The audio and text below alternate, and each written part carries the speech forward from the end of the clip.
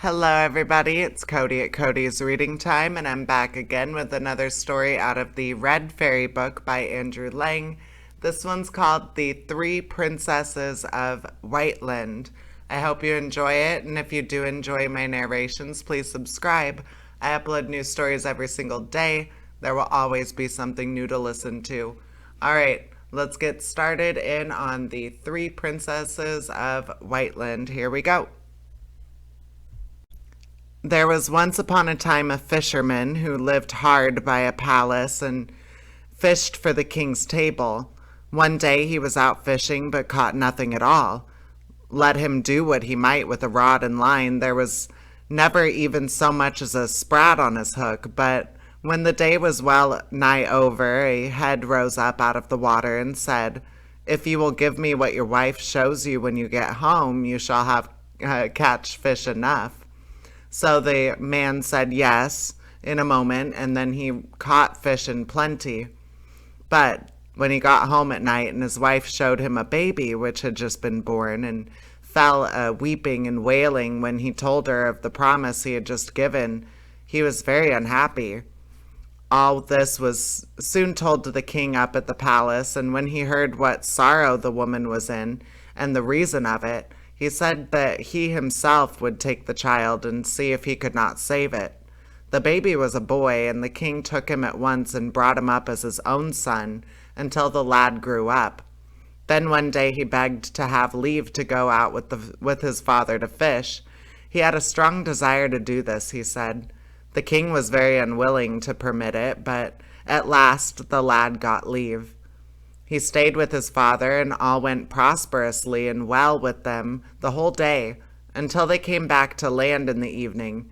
Then the lad found that he had lost his pocket handkerchief, and would go out in the boat after it. But no sooner had he got into the boat than it began to move off with him so quickly that the water foamed all about it. And all that the lad did to keep the boat back with the oars was done to no purpose, for it went on and the whole night through, and at last he came to a white strand that lay far, far away. There he landed, and when he had walked on for some distance, he met an old man with a long white beard. "What is the name of this country?" said the youth. "Whiteland," answered the man, and then he begged the youth to tell him whence he came, and what he was going to do, and the youth did so. "Well then," said the man, "if you walk on further along the seashore here, you will come to three princesses who are standing in the earth, so that their heads alone are out of it. Then the one of them will call to you. She is the eldest, and will beg you very prettily to come up and help her, and the second will do the same. But you must not go near either of them. Hurry past, as if you neither saw nor heard them. But you shall go on to the third, and do what she bids you. It will bring you good fortune." Then the youth came to the first princess. She called and begged him to come to her very prettily, but he walked on as if he had not even seen her, and he passed by the second in the same way. But when he came up to the third, "If thou wilt do what I tell thee, thou shalt choose among us three," said the princess. So the lad said that he was most willing, and she told him that three trolls had planted them all three there in the earth, but that formerly they had dwelt in the castle which he could see at some distance in the wood. "Now," she said, "thou shalt go into the castle, and let the trolls beat thee one night for each of us, and if thou canst but endure that, thou wilt set us free."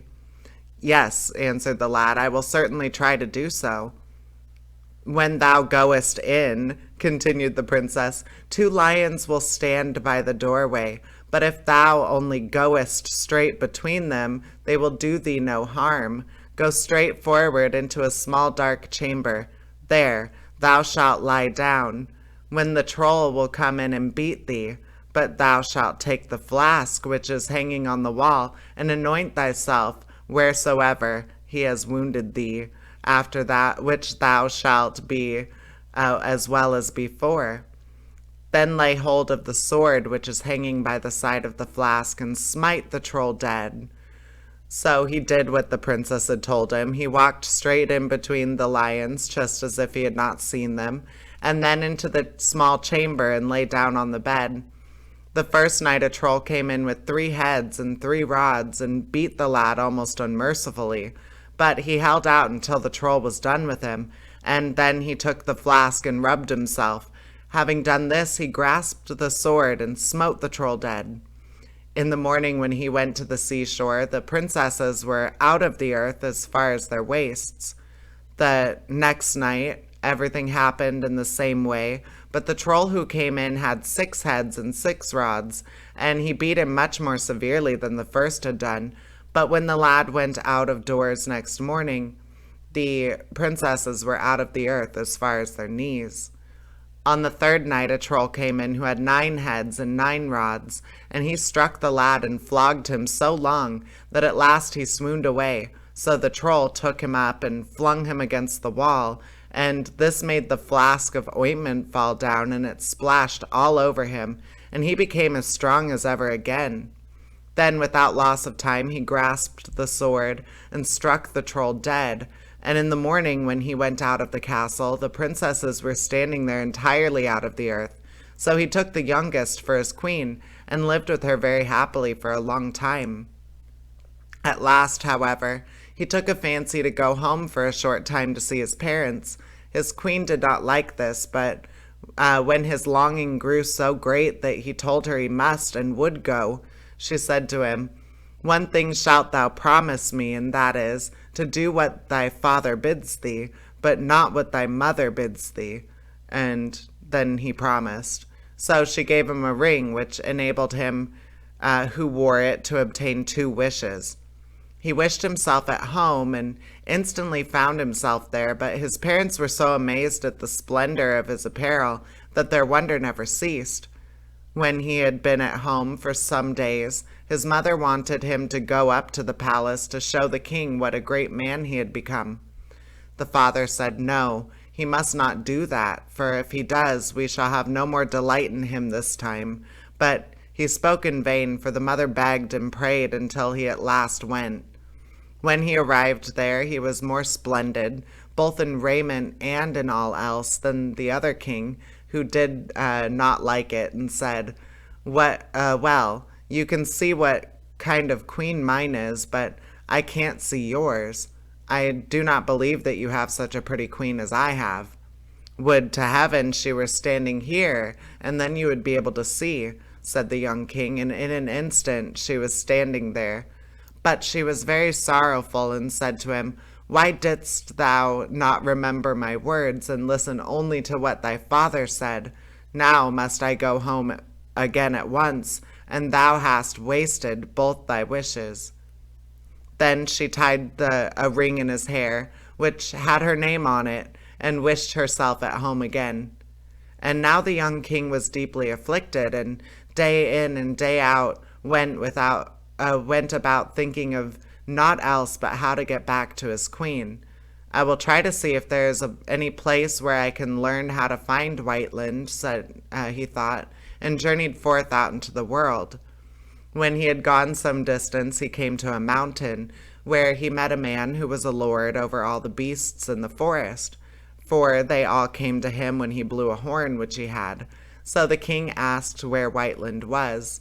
"I do not know that," he answered, "but I will ask my beasts." Then he blew his horn and inquired whether any of them knew where Whiteland lay, but there was not one who knew that. So the man gave him a pair of snowshoes. "When you have these on," he said, "you will come to my brother, who lives hundreds of miles from here.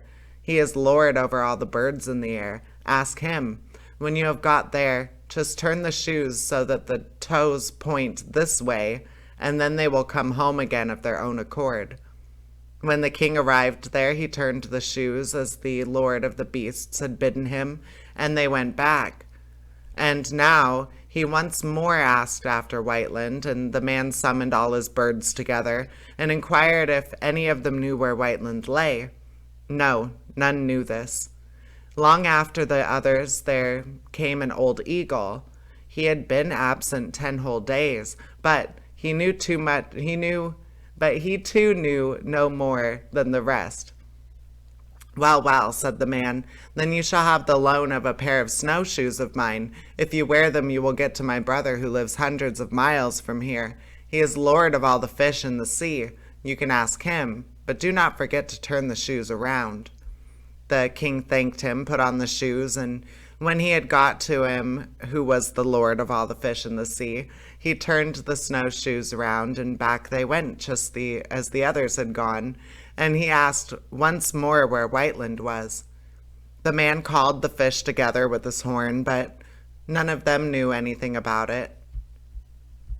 At last came an old pike, which he had great difficulty in bringing home to him. When he asked the pike, it said, "Yes, Whiteland is well known to me, for I have been cook there these 10 years. Tomorrow morning I have to go back there, for now the queen, whose king is staying away, is to marry someone else." "If that be the case, I will give you a piece of advice," said the man. "Not far from here on a moor stand 3 brothers, who have stood there for 100 years fighting for a hat, a cloak, and a pair of boots. If any one of these 3 things he can make himself invisible, and if he desires to go to any place, he has but to wish it, and he is there. You may tell them that you have a desire to try these things, and then you will be able to decide which of the men is to have them."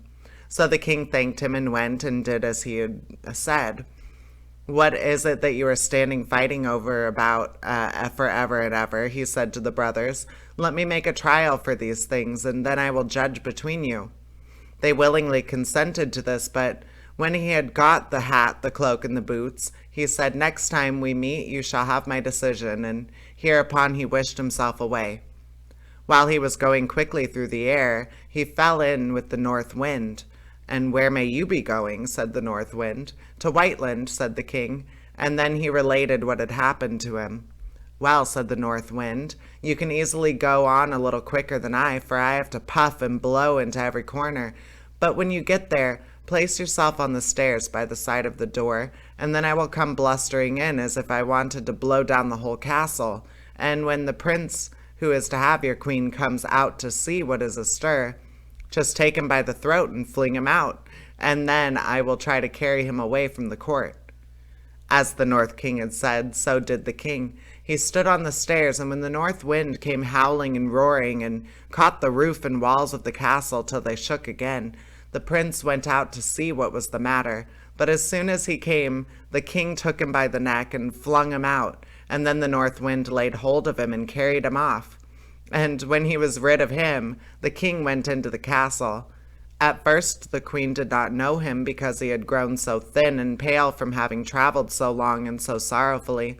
But when she saw her ring, she was heartily glad, and then the rightful wedding was held, and held in such a way that it was talked about far and wide. And that is the end of that story. I hope you enjoyed it, and please subscribe. I upload new stories every single day. There will always be new stories to listen to. All right, take care, everybody. Bye-bye.